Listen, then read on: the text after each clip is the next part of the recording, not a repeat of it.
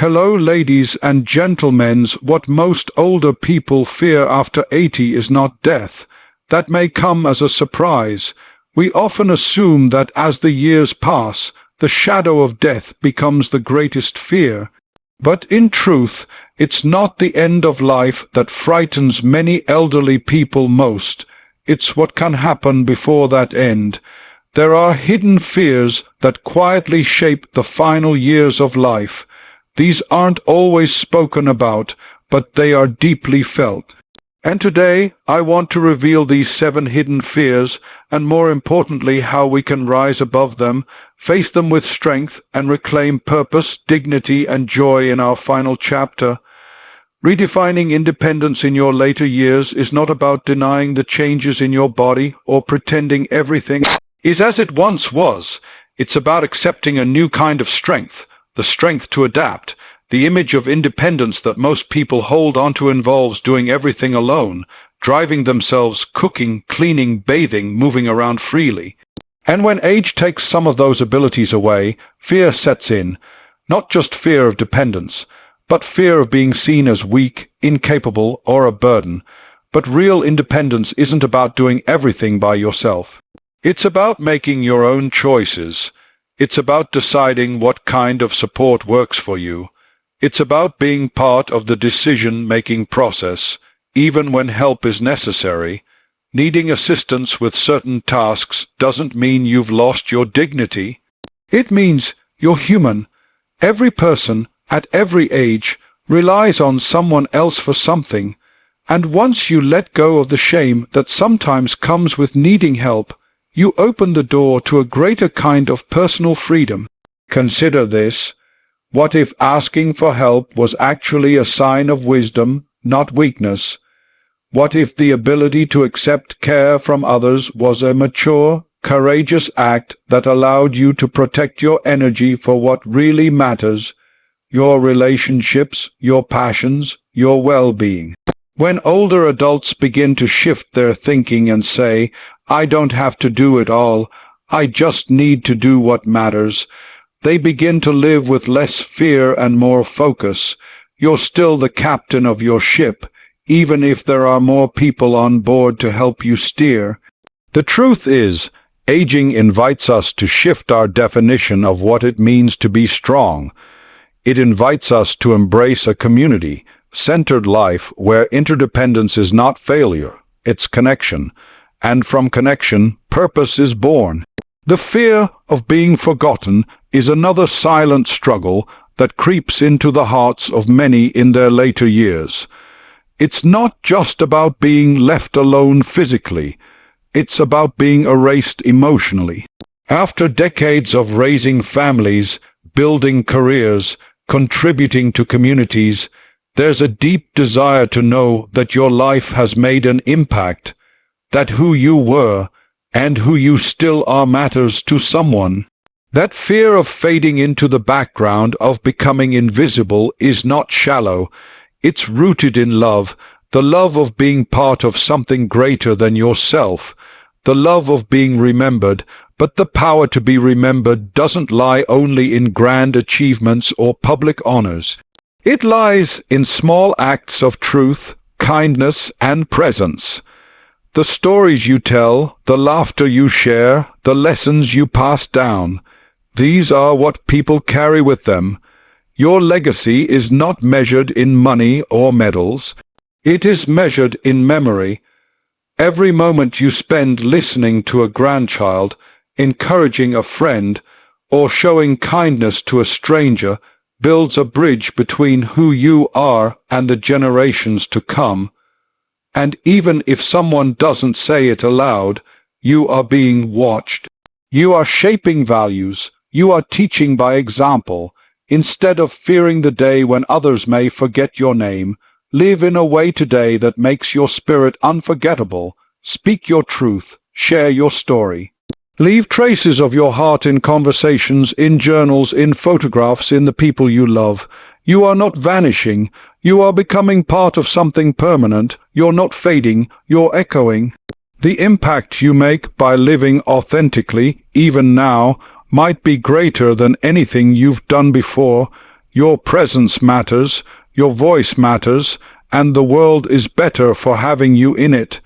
Outliving the people you love can be one of the deepest emotional challenges that comes with aging.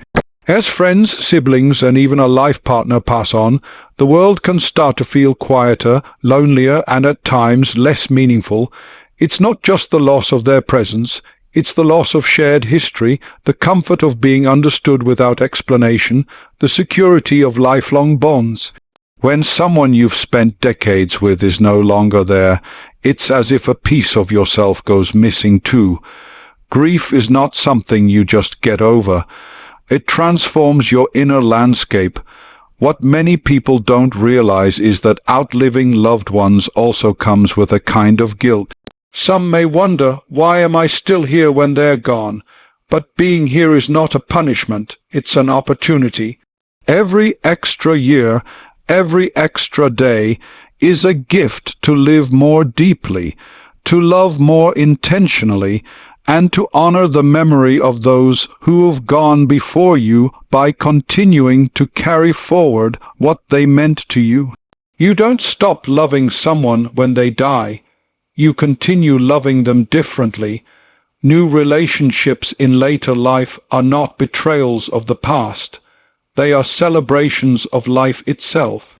Whether it's making new friends at a community center, sharing stories with neighbors, or bonding with a caregiver or a younger relative, these new connections don't replace old ones. They stand alongside them. You still have something to give, and people around you still have something to give back. Connection is healing. It doesn't remove the pain of loss, but it gives it a place to rest. It's also important to realize that there are many others facing the same losses. Opening yourself up to conversations about grief can not only lighten your burden but help someone else carry theirs. Sometimes, just being present in someone else's life gives both of you the strength to keep moving forward. New relationships, even quiet ones, can reignite a sense of belonging, and from belonging comes hope. The fear of becoming irrelevant is one that creeps in slowly. When younger people move faster, use different technology, and live in a world shaped by trends, it can feel like the wisdom of experience is no longer valued.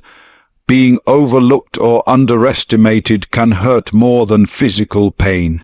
But feeling irrelevant doesn't mean you are irrelevant. You are the living memory of generations before. You are a bridge between the past and the present, and there is deep value in that. Every story you carry, every lesson you've lived through, every perspective you've earned, these are treasures that younger people can't find on their phones or in books. They need you more than they know. Sometimes they don't ask for guidance because they assume you're not interested, or because they don't know how. But that doesn't mean your insight doesn't matter. Share it anyway. Speak up. Be visible. Claim your space. Relevance isn't about keeping up with every new thing. It's about staying curious, staying engaged, and staying connected to what matters most. You can be relevant by being fully yourself, by bringing your unique experiences to conversations, by mentoring someone who's walking a path you've already traveled, or by simply being a steady, wise presence in a world that often feels chaotic. Your calm, your clarity, your lived truth, these are things younger generations deeply need. You still matter, not because of what you do or what you produce, but because of who you are. The value of a person doesn't diminish with age. In fact, it deepens. You are not fading. You are solidifying your legacy with each person you impact, each word you share, each moment you choose to stay engaged. You are not irrelevant. You are irreplaceable. The fear of physical decline becomes more real with age, not just because of the discomfort it can bring, but because it can feel like the loss of freedom, identity, and confidence. When your body no longer responds the way it used to, when walking becomes slower, when lifting gets harder, when pain shows up uninvited, it can feel like your world is shrinking. But the truth is, while your body changes, your capacity to live fully doesn't disappear. You are not your illness, you are not your limitations. You are still the same person with a heart that beats with purpose and a mind that can choose joy, even in the midst of discomfort. It's easy to let fear of physical pain take over your thoughts, especially when the body becomes unpredictable. There's a natural tendency to withdraw, to avoid activities, to say no to opportunities because of what might happen. But staying active in the ways that are still available to you isn't just about keeping the body moving. It's about reminding yourself that life is still happening. The small walks, the stretches in the morning, the moments of fresh air, the mindful breathing. They are all affirmations that you are still in motion, still participating. Pain may be present, but it does not own you. It is one part of your experience, not the whole of it. And strength is not just measured in muscle or endurance. It's measured in resilience, in how you meet the day even when it's difficult, in how you still find things to be grateful for, still show up for yourself and for others. Every time you decide to move, to try, to show up despite discomfort, you are declaring that life still matters. You are choosing to live, not just exist. Even more powerful than pushing through physical pain is the choice to focus on what brings joy. You may not be able to dance like you used to, but maybe you can still enjoy the music. You may not be able to travel far, but you can explore through conversation, books, memories, and the people around you. The body may slow, but the spirit can stay awake, alive, and deeply engaged with the world. Regret is another fear that casts a long shadow in our later years. Looking back can stir 1,000 what-ifs and should-haves. Choices you didn't make, words you didn't say, chances you didn't take, people you lost touch with. When life slows down, the mind often rewinds. But regret is not the end of your story. It is a sign that you still care deeply, that your heart is still alive with meaning. What many people don't realize is that it's never too late to heal, to say the words that were left unsaid, to reach out and reconnect. A phone call, a letter, an honest conversation, even after years, can bring peace. And if the opportunity to speak directly is gone, there is still value in writing a letter, speaking the truth out loud, or simply forgiving yourself. Every day is a chance to rewrite the meaning of your past, not by changing what happened, but by changing how you live now. You can still create, still express, still build. The final chapter is not a footnote. It is part of your legacy. Your wisdom, your growth, your continued kindness and courage are part of what you leave behind. You are not defined by your mistakes. You are defined by your willingness to keep growing. Living without regret doesn't mean forgetting. It means choosing to act now with intention, with heart, with honesty. You are still the author of your life. Every breath is a new sentence. Every act of love is a new page. You are not finished. You are still becoming.